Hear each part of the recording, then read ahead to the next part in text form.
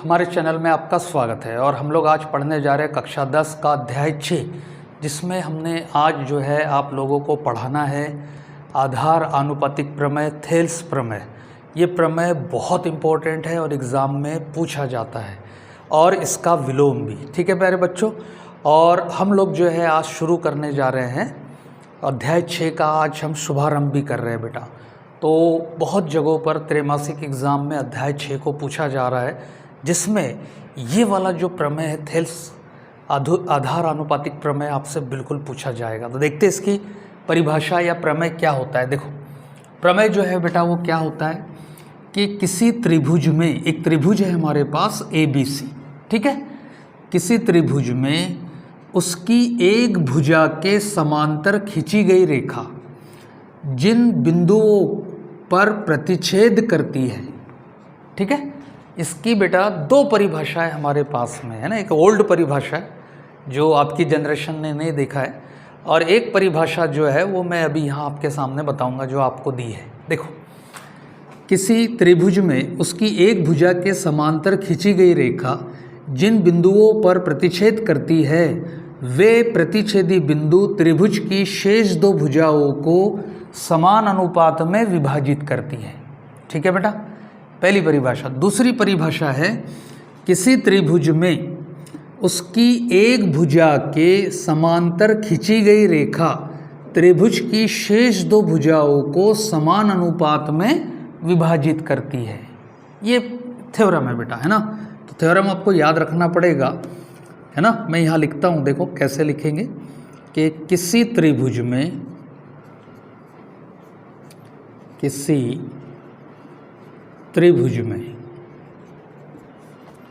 उसकी एक भुजा की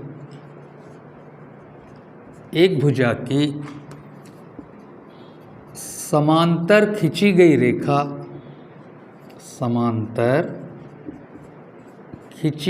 रेखा, देखो बेटा ये एक त्रिभुज है, उसकी एक भुजा के, हमने कौन सी भुजा चुनी है? BC भुजा चुनी है, ठीक है। ये BC भुजा हमने चुनी है। इस भुजा के समांतर हमने एक रेखा ली है। कौन सी रेखा ली है हमने? D और E रेखा ली है। तो ये रेखा त्रिभुज की दोनों जो शेष भुजाएं हैं, कौन कौन सी भुजाएं हैं? AB और AC को समान अनुपात में विभाजित करेगी, यानी AD बटा DB is equal to AE बटा EC। ये अनुपात आपस में क्या होंगे? बराबर होंगे। ये थेल्स ने बताया था, ठीक है। तो देखो यहाँ पर उसकी एक भुजा के समांतर खींची गई रेखा त्रिभुज की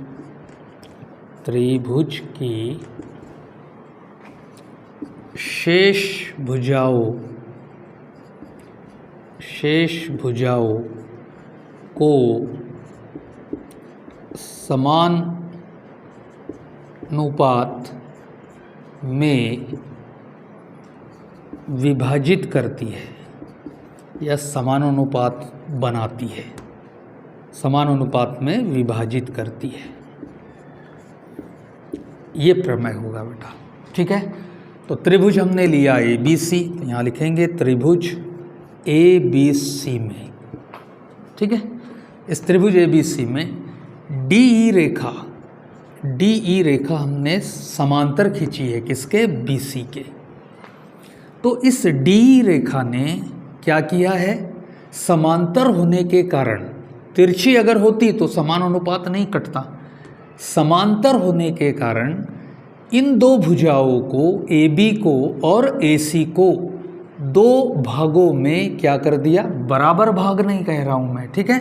दो भाग, ऐसे भाग AD और DB, यानी ये AD और बटा DB, ठीक है, बराबर से AE बटा EC, इन दो अनुपातों में विभाजित करती है। कौन सी रेखा विभाजित करती है? DE रेखा। किसको विभाजित करती है? तो AB को और AC को। AB और AC दो बराबर अनुपातों में क्या हो जाती है? विभाजित हो जाती है। AD बटा DB is equal to AE बटा इसी, ये अनुपात आपस में बराबर होते हैं। अगर ये अनुपात आपस में बराबर है तो इसका मतलब है कि डी बी सी के समांतर है। तो ये बेटा इसका विलोम भी कहलाएगा। ठीक है, यदि त्रिभुज की दो भुजाएं समान अनुपात बनाती है या समान अनुपात में विभाजित होती है तो तीसरी भुजा, ठीक है, जो तीसरी भुजा है इसके अंदर ये वाली, तो डी रेखा उसके समांतर होती है। ये इसका विलोम होगा। यदि कोई रेखा त्रिभुज की शेष दो भुजाओं को समान अनुपात में विभाजित करती है तो वह त्रिभुज की तीसरी भुजा के समांतर होगी। ये विलोम हो गया। ठीक है, तो फिर इसका जो है प्रमेय क्या होगा? त्रिभुज की शेष दो भुज, किसी त्रिभुज में उसकी एक भुजा के समांतर खींची गई रेखा, ठीक है, ये रेखा त्रिभुज की शेष दो भुजाओं को समान अनुपात में विभाजित करती है। ठीक है बेटा, मैंने 4 बार आपको बता दिया है। अब इसकी उत्पत्ति कैसे करेंगे वो हम यहाँ से शुरू करेंगे। ठीक है, देखो बेटा, अब हम इसको सिद्ध करेंगे। तो सबसे पहले हम लिखेंगे यहाँ दिया है। ठीक है, तो हमको दिया है त्रिभुज ए बी सी में। ठीक है, क्या दिया है? तो बिल्कुल कथन में हमने लिखा है। क्या लिखा है कथन में? कि किसी त्रिभुज की किसी एक भुजा के समांतर खींची गई रेखा त्रिभुज की शेष दो भुजाओं को समान अनुपात में विभाजित करती है, यानी डी ई रेखा बी सी के क्या है? समांतर है। ठीक है ना, डी रेखा बी सी के समांतर है। तो ए डी बटा डी बी ए ई बटा ई सी, तो हमको इसमें ज्ञात है बेटा, क्या ज्ञात है? कि डी ई जो है वो बी सी के समांतर है, पहली बात। ठीक है, ये हमको दिया है। और कंस्ट्रक्शन देखते हैं, इसमें हमने रचना भी की है। तो यहाँ रचना में लिखेंगे हम। रचना में क्या लिखेंगे? देखो, हमने रचना में क्या किया है बेटा, मैंने पहला त्रिभुज यहाँ पर लिया है ए डी ई। ठीक है, और ई से एफ तक की रचना की, फिर ई से एफ तक की रचना की। ठीक है, तो वो मैं यहाँ लिख देना चाहता हूँ। क्या हो जाएगा? ई एफ लंब लिया हमने किस पर? ए डी पर। ये कंस्ट्रक्शन में आएगा। दूसरा, फिर से ई एफ लंब लिया मैंने किस पर? डी बी पर, इस तरीके से। और ये कंस्ट्रक्शन इस प्रकार से किया गया है कि ये वाला ई एफ इस ई एफ के बराबर है, इसलिए इसको एक सिमिलियर बिंदु, एक जैसे बिंदुओं से हमने इसको यहाँ पर निरूपित किया है। ठीक है, यही प्रक्रम इस तरफ भी होगा तो रचना इसके अंदर और बढ़ सकती है। ठीक है बेटा, अब जो है वो सिद्ध करना है। क्या सिद्ध करना है हमको? ठीक है, तो हमको सिद्ध करना है इसमें कि ए डी बटा डी बी बराबर से ए ई बटा ई सी। ये बेटा हमको सिद्ध करना है। देखो, बहुत सरल है, इजी। मैं बिल्कुल इजी वे में बताऊंगा आपको, सरल।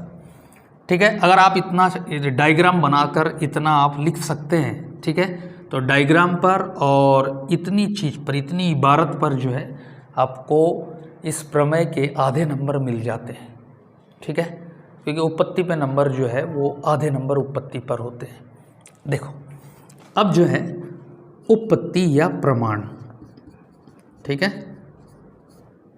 क्या प्रमाण रहेगा, कैसे इसको हम सिद्ध करेंगे? देखो, हमने जो है पढ़ा है बेटा, पहले छोटी क्लासों में आपने पढ़ा होगा कि त्रिभुज ए बी सी में, ठीक है, ए बी सी का अगर हमको क्षेत्रफल निकालना है तो क्षेत्रफल कैसे निकलता है बेटा? 1/2 आधार गुणा ऊंचाई होता है ऐसा।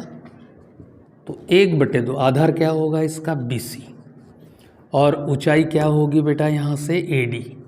ये AD ऊंचाई होगी त्रिभुज का क्षेत्रफल। देखो, अब यहाँ पर जो है वो आधार किसको बोला जाता है? तो जिस पर शीर्ष लंब प्रतिच्छेद करता है उसको हम क्या कहेंगे? आधार कहेंगे, है ना। जनरली हमारे दिमाग में ये होता है कि नीचे वाली भुजाई क्या होती है, आधार होती है। देखो यहाँ पर अब ए, बी और सी में, ठीक है, अब आधार क्या होगा बेटा, ए बी आधार होगा। नीचे वाली भुजा बी सी आधार नहीं होगी, है ना। जैसे मिसाल के तौर पे मैंने अगर यहाँ पेन लटका दिया तो आधार यहाँ नहीं है, आधार तो मेरी उंगलियों से लगा हुआ है। अगर मैंने उंगलियाँ छोड़ दी तो पेन गिर जाएगा, है ना। इसी तरीके से तो DC अगर लंब है तो आधार क्या कहलाएगा, यहाँ AB कहलाएगा। इस त्रिभुज में कुछ ऐसा ही है। ADE में आधार क्या है, AD है, क्योंकि EF जो शीर्ष लंब है वो AD को प्रतिच्छेद कर रहा है। तो यहाँ आधार DE ना होकर क्या होगा, AD आधार होगा। ये एक चीज़ आपको याद रखनी है बच्चों। दूसरी कंडीशन इसके अंदर ये आती है कि आपको जो है एक चीज़ और पढ़ने को मिलेगी, ठीक है, या पिछली कक्षाओं में आपको आपके गुरुजियों ने पढ़ाया भी होगा। देखो यहाँ पर दो समांतर रेखाएं, ये दोनों रेखाएं कैसी है, समांतर है। तो समांतर रेखाओं के बीच बने त्रिभुज का क्षेत्रफल समान होता है, ठीक है। दो समांतर रेखाओं के बीच में, ठीक है, ये वाला पोर्शन, ये वाला त्रिभुज का क्षेत्रफल, ठीक है, अगर दोनों रेखाएं कैसी है, समांतर, और ये वाले त्रिभुज का क्षेत्रफल क्या होगा, समान होगा। जैसे यहाँ पर देखो DEB का क्षेत्रफल, ठीक, किसके बराबर होगा, DEC के क्षेत्रफल के बराबर होगा, ठीक है। ये वाला त्रिभुज और ये वाला त्रिभुज, इन दोनों के क्षेत्रफल कैसे होंगे, समान होंगे। दो समांतर रेखाओं के बीच में बने त्रिभुजों के क्षेत्रफल क्या होते हैं, समान होते हैं। तो बेटा ये वाला त्रिभुज, ठीक है, ये वाला त्रिभुज और ये वाला त्रिभुज, ठीक है, कैसे होंगे, समान होंगे यहाँ पर, ठीक है। तो देखो हम पहले तो जो है मैं अभी एक तरफ का ही पोर्शन ले रहा हूँ, फिर दूसरा पोर्शन के समय में वो रचना हम कर लेंगे। तो एक ये हमने शीर्ष लंब डाला है इस तरीके से।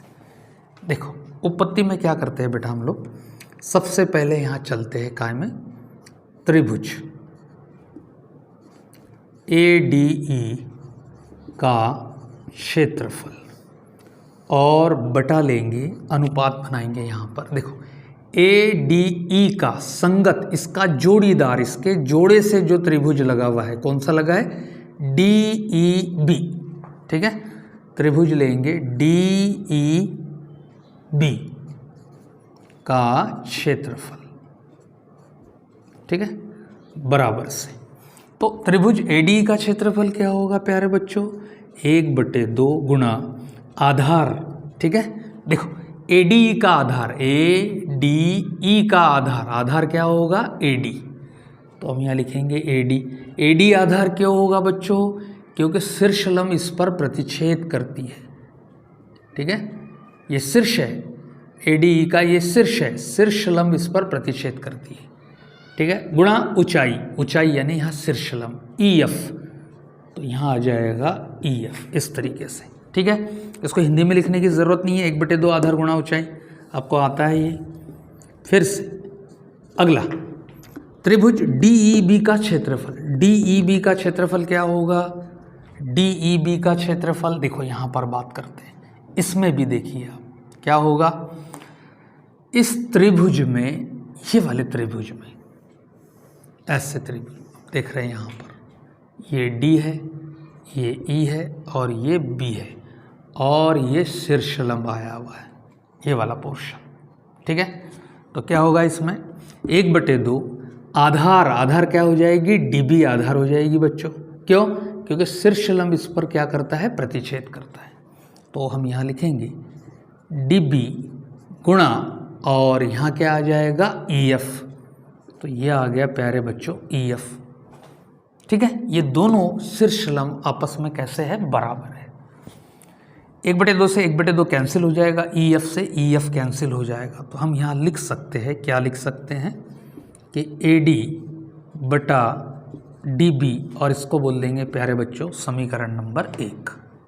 ठीक है, ये किसके बराबर है? त्रिभुज ADE का क्षेत्रफल और बटे आ जाएगा त्रिभुज DEB का क्षेत्रफल, ऐसा करके। ठीक है, ये बन गया इक्वेशन नंबर 1। अब बात करते हैं हम लोग इस तरफ के कंस्ट्रक्शन की। ठीक है, अब बेटा मैं शीर्षलंब जो है वो D से डालता हूँ यहाँ पर। ठीक है, इस तरफ तो यहाँ पर मैं ले लेता हूँ F बिंदु, इधर चलाता हूँ।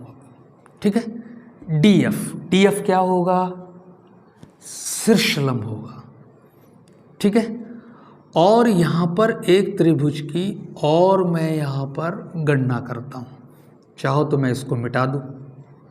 ठीक है, समझने के लिए फिर मैं आपको इसको बाद में बना दूँगा, ऐसा करके। बड़ा सरल है बेटा, बहुत इजी है और बहुत आसान तरीके से हम इसको पढ़ रहे हैं। हालांकि जब मैं पढ़ता था तो मुझे बड़ा कठिन लगता था यार ये, ऐसा। ठीक है, तो अब हमने त्रिभुज तो वही रखा है ADE, लेकिन शीर्षलंब कहाँ से लिया है? D से F की तरफ, और यहाँ से भी एक शीर्षलंब डालेंगे हम D से F की तरफ।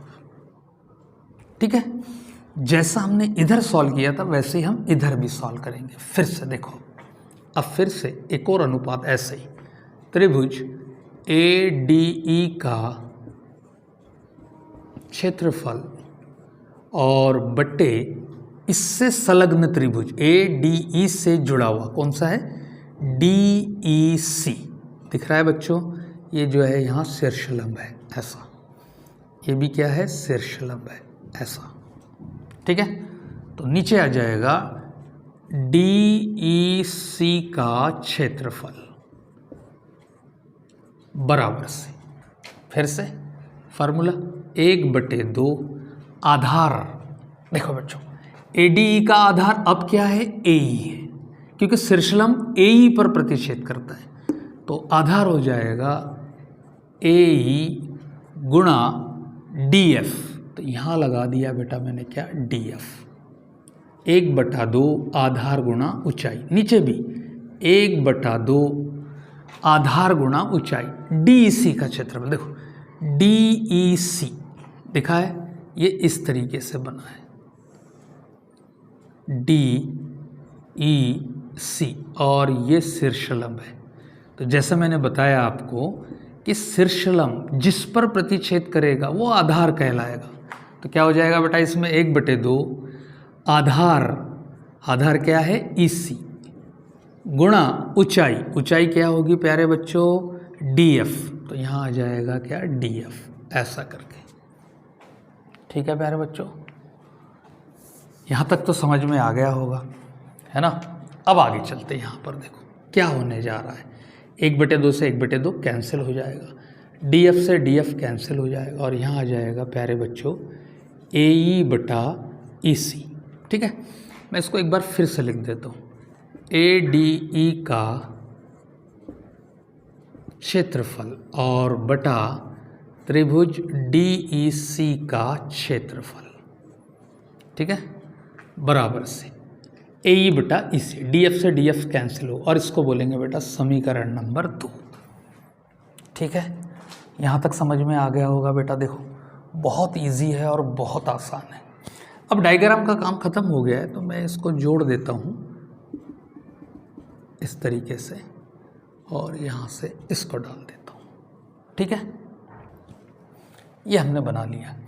अब देखो यहाँ एक्चुअल में हो क्या रहा है। देखो पहले हम इसके लेफ्ट हैंड साइड पे बात करते हैं। देखो दोनों लेफ्ट हैंड साइड पर, तो लेफ्ट हैंड साइड में हर जो है वो दोनों की कैसी दिख रही है? अलग अलग दिख रही है। अंश दोनों में समान है। यहाँ पर भी ADE का क्षेत्रफल है और यहाँ पर भी ADE का क्षेत्रफल है, तो अंश तो समान है, क्योंकि बेटा लेफ्ट हैंड साइड अगर बराबर हो जाए तो राइट हैंड साइड भी क्या माने जाएंगे? बराबर माने जाएंगे। और हमको सिद्ध क्या करना है? हमको सिद्ध यही करना है कि AD/DB is equal to AE बटा EC, ये हमको सिद्ध करना है। ठीक है, तो देखो यहाँ की कंडीशन क्या बन रही है, यहाँ की कंडीशन बन रही है प्यारे बच्चों 16 बटे, ठीक है 16 बटे, मैं थोड़ा आंकड़ों से आपको समझाता हूँ तो इससे आपको अच्छे तरीके से समझ में आएगा। 16 बटे मैंने ले लिया बेटा 40, ठीक है, और यहाँ पर जो है 16 बटे 40 जो है वो किसके बराबर है, A बटे B के बराबर है। ठीक है, दूसरा 16 बटे 39, ठीक है, ये किसके बराबर है, X बटे Y के बराबर है, ऐसा मान लेते हैं। और हमको सिद्ध क्या करना है, हमको सिद्ध करना है कि A बटा B बराबर से X बटा Y, ये हमको सिद्ध करना है। और हमारे पास सिचुएशन ऐसी है, कब दोनों आपस में बराबर होंगे, अगर इन दोनों का मान बराबर हो जाए तो ये दोनों भी स्वतः ही क्या हो जाएंगे, बराबर हो जाएंगे। तो क्या करेंगे बेटा इसके लिए, फिर हम देखो यहाँ 16 है और यहाँ पर भी 16 है। अगर 40 39 के बराबर हो जाए, ये दोनों की हर समान हो जाए, तो ये वाला भिन्न क्या हो जाएगा, बराबर। 40 39 के बराबर हो जाए तो यहाँ पर भी क्या आ जाएगा, 40। अब ये दोनों बराबर दिख रहे हैं, ठीक है। कोई ऐसा नियम आ जाए कि 40 39 के बराबर होता है, तब ये दोनों भिन्न आपस में क्या हो जाएंगे, बराबर हो जाएंगे। यहाँ 39 के जगह क्या लिखा जा सकता है, फिर 40 लिखा जा सकता है।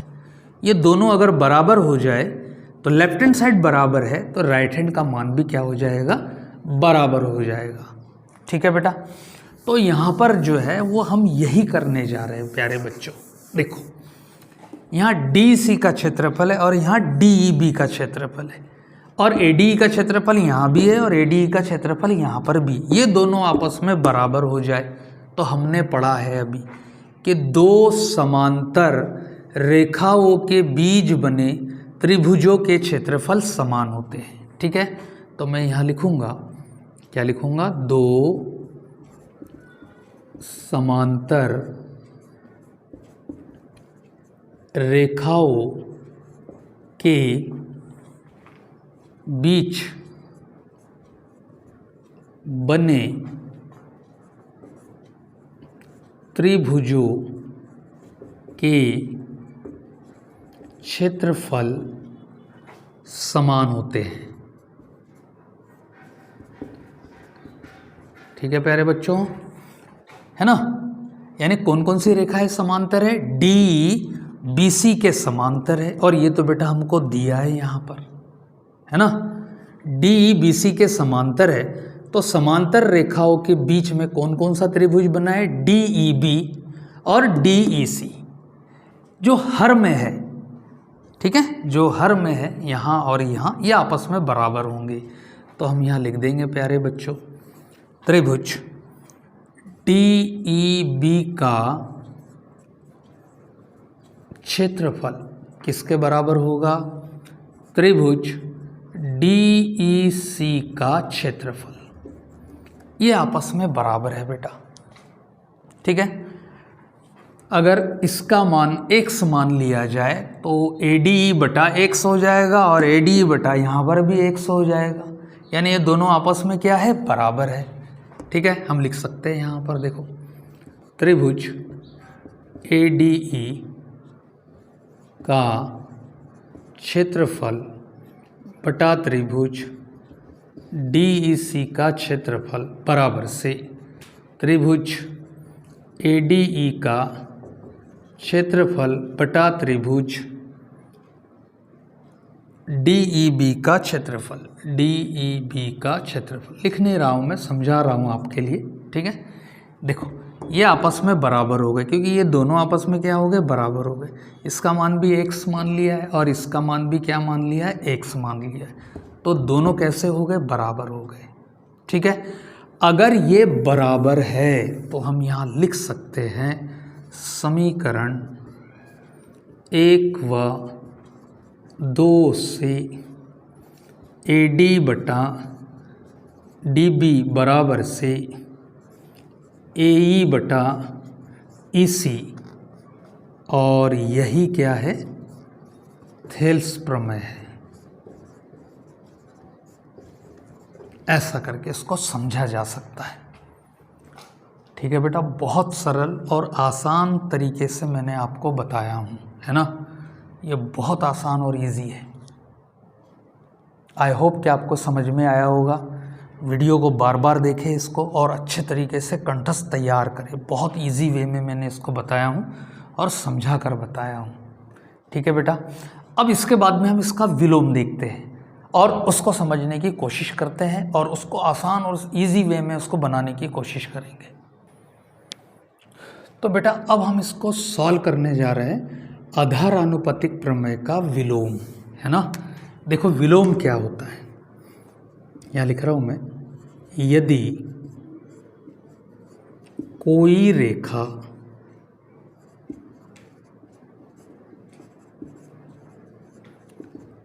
त्रिभुज की शेष दो भुजाओं को समान अनुपात में या समानुपात में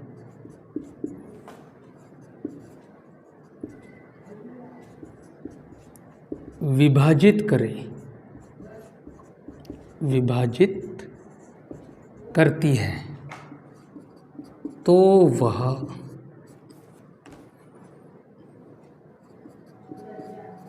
तीसरी भुजा, तीसरी कौन सी, क्योंकि दो को तो ये समान अनुपात में विभाजित कर रही है, तो जो जो शेष बची, ठीक है, तीसरी भुजा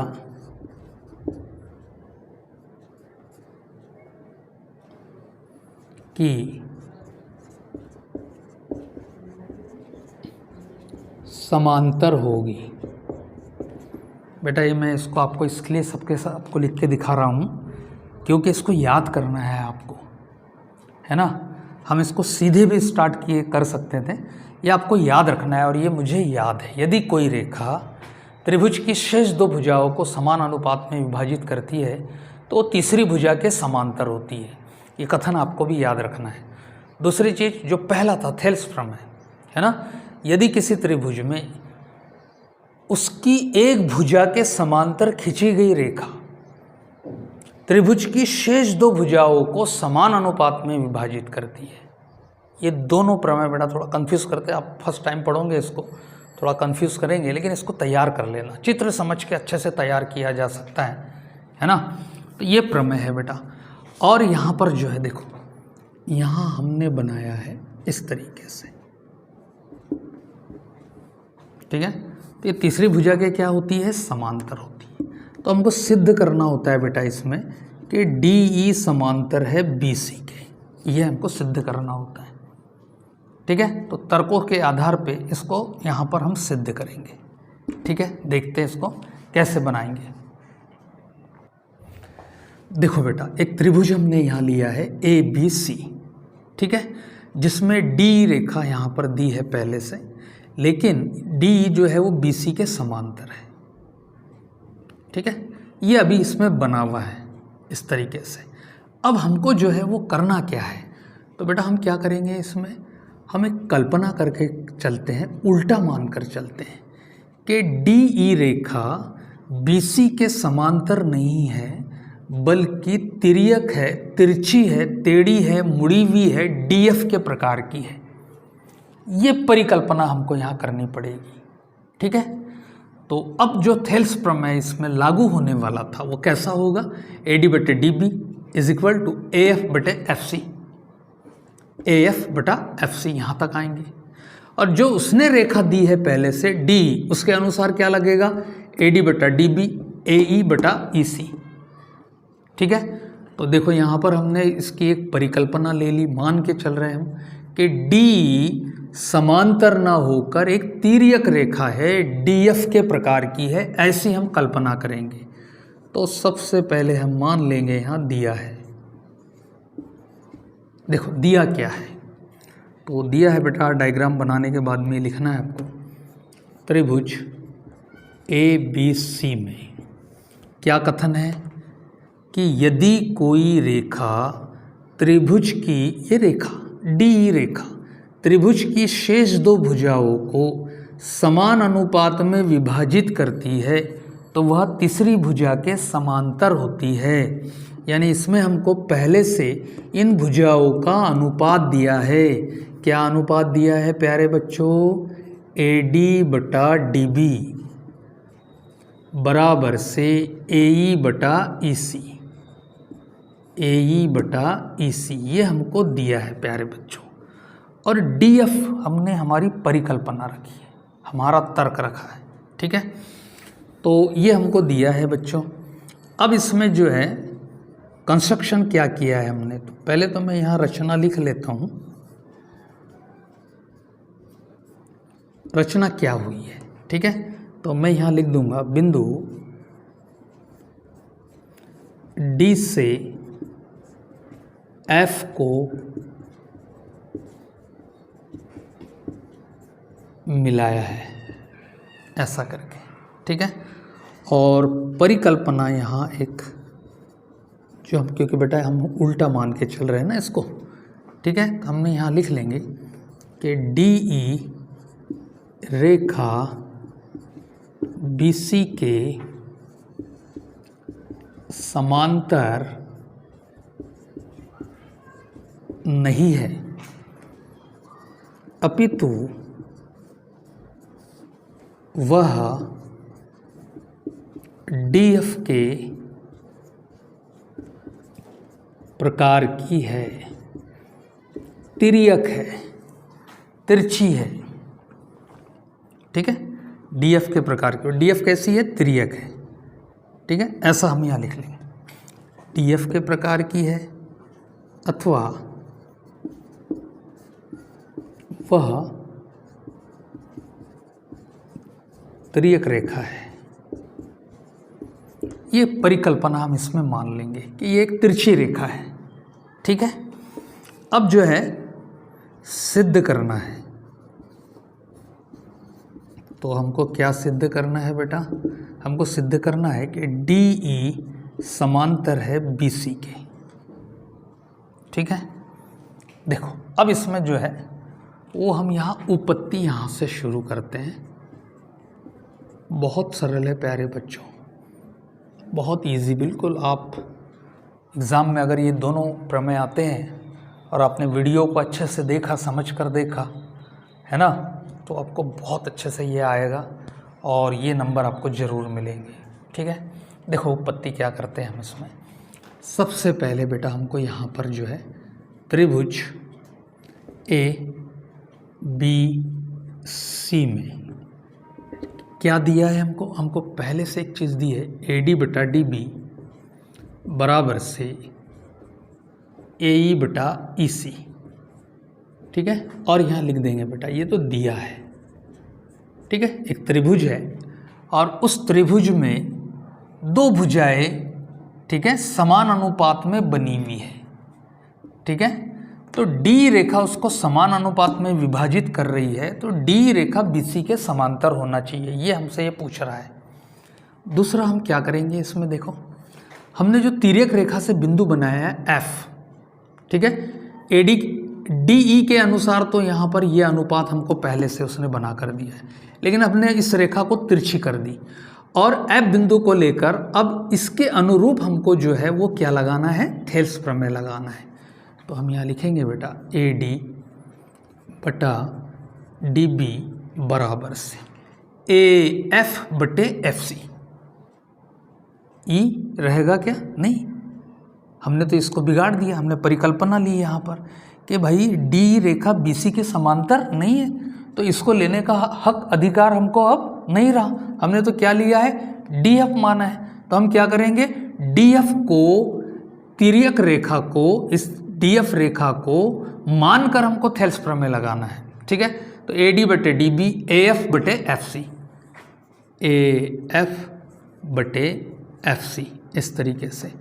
और यहाँ लिख देंगे बेटा, ये काय से लिया है हमने, थेल्स प्रमेय से, जो अभी इसके पहले निकाला था, ठीक है। अब दोनों पर अगर विचार करते हैं तो देखो क्या हो रहा है, दोनों में क्या बराबर है, लेफ्ट हैंड साइड बराबर है, तो राइट हैंड साइड भी क्या हो जाएगा, बराबर हो जाएगा प्यारे बच्चों। AE/EC बराबर से AF/FC इस तरीके से, दोनों कैसे हैं, बराबर है। देखो क्या करते हैं, इसमें थोड़ा सा एक और छोटा सा परिवर्तन करना है। दोनों ओर एक जोड़ने पर, ठीक है, तो बेटा इसको जो है, इस एक जोड़ने को योगा अनुपात कहते हैं, ठीक है। ज़्यादातर बच्चे ये सोचते होंगे कि यार यहाँ लाकर एक क्यों जोड़ते ये टीचर लोग, है ना। तो बेटा ये एक गणित की विधा है, ये एक योगा अनुपात कहते हैं इसको। देखो क्या हो जाएगा, AE प्लस EC का 1 से गुणा करेंगे तो ये EC ऊपर चले जाएगा और बटा हो जाएगा एलसीएम में EC is equal to AF plus FC बन जा FC। ठीक है बेटा, FC का पढ़ा नहीं है लेकिन अब तुम्हारे खातिर मुझे पढ़ना पड़ रहा है ऐसा करके, ठीक है। अब देखो क्या होगा, AE प्लस EC पर विचार करते, ये क्या बना यहाँ पर, AE प्लस EC। आओ डायग्राम में चलते, देखो AE प्लस EC, ठीक है, AE प्लस EC मिलकर क्या बना रहा है, AC बना रहा है। ये क्या बना रहा है, AC। तो हम यहाँ लिख देंगे बेटा AC बटे EC। अब इस पर विचार करते, AF प्लस FC पर। देखो अब AF प्लस FC, A से आया F पर FC, AF प्लस FC फिर क्या बना रहा है, AC बना रहा है। तो इसके जगह भी AC आ जाएगा बेटा और यहाँ आ जाएगा क्या, FC, ठीक है। देखो AC से AC कैंसिल हो जाएगा या आप तिर्यक गुणा कर लो, AC into FC is equal to AC into EC, ऐसा करके AC से AC कैंसिल हो जाएगा बच्चों। FC बराबर से क्या आ गया, EC। FC बराबर से EC आ गया। देखो FC बराबर से EC है ना। C से E की दूरी और C से F की दूरी, FC कौन है, C से F की दूरी, EC कौन है, C से E की दूरी। तो FC और EC आपस में बराबर आ रहे हैं, है ना। यानी EC का मान भी 10 मीटर और FC का मान भी कितना, 10 मीटर। ये भी 10 मीटर और ये भी 10 मीटर, है ना। तो इसका मतलब क्या हुआ, F बिंदु E पर है, F बिंदु E पर संपाती है, DF जो है वो D पर संपाती है। इसका मतलब ये हुआ बच्चों कि F बिंदु, ठीक है, E से हट नहीं सकता। F बिंदु जो है वो E के स्थान पर ही होगा। अगर F बिंदु तिरछा होगा तो ये समान अनुपात कभी भी बन नहीं सकते हैं, ठीक है। और थोड़ा सा हम इधर समझ लेते, देखो यहाँ पर, यहाँ बताता हूँ मैं, ये हमारा C बिंदु है और ये हमारा F बिंदु है, E बिंदु है और ये वाला हमारा क्या है, F बिंदु है। देखो अब ये बोल रहा है कि यहाँ से इतनी दूरी भी 10 मीटर, ठीक है, और यहाँ से इतनी दूरी भी कितनी है, 10 मीटर, ये भी 10 मीटर और ये भी 10 मीटर। ये संभव है क्या, ये संभव कब होगा, जब F किस पर होगा, E पर होगा, है ना। तो बेटा यहाँ ये तर्क लगता है कि हमारी परिकल्पना गलत सिद्ध होती है कि DE रेखा BC के समांतर नहीं है। ये गलत, हमने गलत माना। DF कभी भी जो है वो तिर्यक हो नहीं सकती है, ठीक है। तो हम यहाँ लिख सकते हैं बेटा, क्या लिखेंगे, अतः हमारी परिकल्पना गलत सिद्ध होती है, ठीक है। DF रेखा DE के संपाती होगी, इसलिए DE समांतर होगी BC के। D क्या होगी, BC के समांतर होगी। D रेखा अगर तिरछी होगी तो ये जो है समान अनुपात कभी कटेंगे नहीं, ठीक है। ये इसकी शर्त है बेटा। देखो यहीं सीधी सी बात है, यहाँ पर जो है इस तरीके से लेते हैं हम इसको, ठीक है। अब एक पॉइंट है यहाँ है, एक पॉइंट, ये रेखा क्या है, बिल्कुल इस रेखा के समांतर है। ये BC रेखा, ये DE रेखा, ये बंद कर दिया मैंने, ठीक है। ये 5 है, ये 10 है, ये 5 है, ये 10 है। अब देखो, अब मैंने इसको तिरछा कर दिया ऐसा करके, तो ये 5 रहेगा क्या बेटा, ये 5 नहीं रहेगा, अब ये 4 हो जाएगा, ठीक है। अब ये समान अनुपात नहीं बना, 5/10 और इधर हो जाएगा 4/10, तो ये बराबर होगा क्या, ये बराबर हो ही नहीं सकता। ये बराबर कब होगा, जब DE ये रेखा इस रेखा के क्या हो, समांतर हो, तब ये बराबर 5 आएगा। तो ये 5/10 5/10 बराबर होगा, ठीक है। तो ये रहेगा बेटा, आप इसको जो है वीडियो को जो है दोनों थेल्स और थेल्स का विलोम अच्छे से इसको बार बार देखें और इसको नोटबुक पे उतारे और उसको बना कर देखें, ठीक है। तो मैंने तो मेरे तरफ से कोई कसर नहीं छोड़ी है, बस अब आपकी बारी है कि आप इसको कितना बेहतरीन तरीके से तैयार करते हैं, ठीक है बेटा। जल्द मिलते हैं नेक्स्ट वीडियो में। वीडियो पसंद आया हो तो सब्सक्राइब करें, लाइक करें और शेयर करें, और ज़रूरतमंद बच्चों तक इसको ज़रूर पहुंचाएं। जय हिंद।